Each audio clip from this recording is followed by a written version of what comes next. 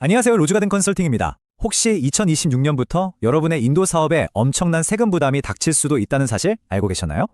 그래서 오늘 저희가 인도세법의 이 거대한 변화에 대해 정말 긴급하게 설명해 드리려고 합니다. 자, 한번 여쭤볼게요. 여러분의 인도 비즈니스, 과연 이 세금 폭탄을 맞을 준비가 되어 있으신가요? 지금 제대로 대비하지 않으면 이게 생각보다 훨씬 더 큰, 정말 감당하기 힘든 재무적 리스크가 될 수 있습니다. 이거 먼 미래의 얘기가 아닙니다. 달력에 딱 표시해 두셔야 해요. 2026년 4월 1일, 바로 이날부터 모든 규칙이 완전히 바뀝니다. 시간이 정말 얼마 안 남았어요. 그래서 우리가 지금부터 준비해야 하는 겁니다. 자, 그럼 이 변화의 핵심이 도대체 뭐냐? 한번 자세히 들여다보겠습니다. 바로 기존에 쓰던 폼 10F라는 시스템에서요, 폼 41이라는 완전히 새로운 시스템으로 패러다임이 바뀌는 겁니다. 이 표를 보시면 이 변화가 얼마나 큰지 한눈에 딱 들어오실 거예요. 자, 먼저 법적 근거부터 바뀌었고요. 근데 더 중요한 건 바로 이겁니다. TRC, 그러니까 거주자 증명서 첨부요. 예전에는 좀 유연하게 해석해주는 구석이 있었는데 이제는 그런 거 없습니다. 예외 없이 무조건 내야 하는 의무가 됐어요. 제출 방식도 보세요. 100% 디지털, 온라인으로만 가능하고요. 그리고 아마 이게 제일 무서운 변화일 텐데 맨 마지막 항목. 한번 제출하고 나면 절대 수정이 안 됩니다. 진짜 작은 실수 하나가 모든 걸 처음부터 다시 시작하게 만들 수 있다는 거죠. 이게 바로 이번 변화의 핵심 철학이에요. 그러니까 예전에는 조세조약 혜택이 당연히 우리가 누려야 할 권리 같은 거였거든요. 그런데 이제는 아니에요. 이제는 완벽한 서류, 완벽한 절차를 통해서 자격을 스스로 증명해야만 얻을 수 있는 일종의 특권으로 성격이 완전히 바뀌어버렸습니다.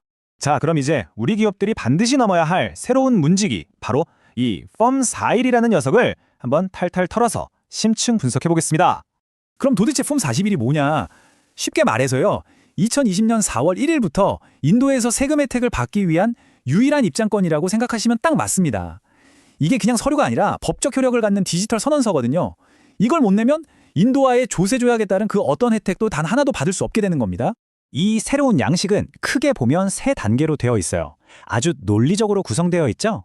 먼저 파트 A에서 신청인 정보를 넣고 파트 B에서 거주지 정보를 증명하고 마지막으로 파트 C에서 법적 책임을 지고 선언하고 검증하는 단계입니다. 이 세 단계를 순서대로 하나도 빠짐없이 통과해야 합니다. 근데 이게 첫 단계인 파트 A부터 만만치가 않아요. 예상치 못한 함정이 딱 숨어 있거든요. 뭐냐면 인도의 납세번호, 우리가 보통 펜이라고 부르는 게 없는 순수 외국 기업이라도요, 이제는 반드시 연락 가능한 인도 내 주소를 써넣어야 한다는 겁니다. 이거 예전에 없던 거라 정말 많은 기업들이 준비 없이 당황할 수 있는 아주 까다로운 조건이 새로 생긴 거죠. 자, 그리고 파트 B, 이건 정말 별표 5개짜리입니다. 여기서 핵심은 바로 거주자 증명서, TRC예요. 이 TRC를 스캔해서 업로드하지 않으면 아예 다음 단계로 넘어갈 수가 없어요. 화면이 그냥 막혀버리는 겁니다. 이 TRC가 바로 나는 혜택을 받을 자격이 있습니다 라고 증명하는 핵심 열쇠인 셈이죠. 마지막 파트 C는 바로 책임에 대한 이야기입니다. 이게 정말 무서워졌어요. 예전처럼 아무나 서명하면 안 됩니다. 반드시 회사를 대표할 법적 권한을 가진 사람, 그러니까 컴피턴트 펄슨이라고 부르는 적격자만이 서명할 수 있어요. 그리고 그 서명, 그게 무슨 뜻이냐면요, 만약에 여기에 적힌 정보에 아주 작은 오류라도 있으면 그로 인해 발생하는 모든 세금, 모든 처벌에 대한 책임을 우리가 다 지겠습니다 하는 법적인 약속이 되는 겁니다. 제가 다시 한번 정말 강력하게 경고해 드릴게요.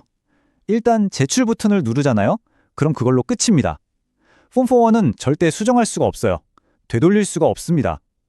점 하나 잘못 찍은 게 발견돼도 전체 프로세스를 처음부터 아예 백지 상태에서 다시 시작해야 하는 엄청난 행정적인 부담을 져야만 합니다. 자, 그렇다면 만약에 이 새로운 규정을 따르지 못하면 어떻게 될까요? 어떤 끔찍한 결과가 우리를 기다리고 있을까요? 이제부터는 그 실패의 대가에 대해서 이야기해 보겠습니다. 이 숫자 그냥 머릿속에 각인시켜 두셔야 합니다. 40%. 만약에 폼 41 제출에 실패해서 조세 조약 혜택이 거부된다? 그러면 여러분이 인도에서 번 소득에 적용될 수 있는 최고 세율이 바로 이 40%라는 겁니다. 어마어마하죠. 규정을 지키지 않았을 때의 결과는 딱 이 세 가지 재앙으로 요약할 수 있습니다. 첫째, 그동안 받아왔던 모든 조세 조약 혜택이 그냥 물거품처럼 사라져 버립니다. 둘째, 그 빈자리를 엄청난 세금과 이자 폭탄이 채우게 되죠. 그리고 마지막으로, 이건 당연한 수순인데, 회사의 자금줄을 막아버리는 심각한 현금 흐름 위기로 직결될 수밖에 없는 겁니다. 이게 바로 현실에서 닥칠 문제입니다. 과도하게 원천 징수된 세금, 그러니까 여러분의 돈이 인도 국고에 그대로 묶여버리는 거예요. 이걸 환급받으려면 짧게는 몇 달, 길게는 몇 년이 걸릴 수도 있습니다. 그동안 우리 회사의 운전자분은 어떻게 되겠어요? 그냥 꽁꽁 얼어붙는 겁니다. 자, 그럼 이제 어떻게 해야 할까요? 이렇게 문제점만 이야기하고 끝낼 순 없죠. 이제부터 해결책으로 넘어가 보겠습니다. 이 위기에서 살아남기 위한 아주 명확하고 당장 실행 가능한 전략을 제시해 드릴게요.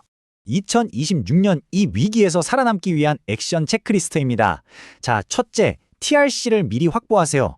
여기서 중요한 건 우리나라 회계 연도가 아니라 인도의 회계 연도, 즉 4월에서 3월에 맞춰야 한다는 겁니다. 시기를 놓치면 안 돼요. 둘째, 거래처를 관리해야 합니다.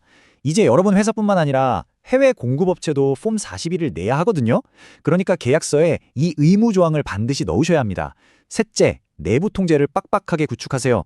실수는 절대 용납이 안 됩니다. 제출하기 전에 작성자, 검토자 이렇게 여러 단계의 검토 시스템이 무조건 있어야 합니다. 마지막으로 지금 당장 시스템을 업데이트하세요. 회사의 모든 회계 프로그램에 있는 예전 양식 번호들, 뭐 10F, 27Q 같은 것들을 새로운 번호 41, 144로 싹 다 바꿔놔야 나중에 혼란이 없습니다.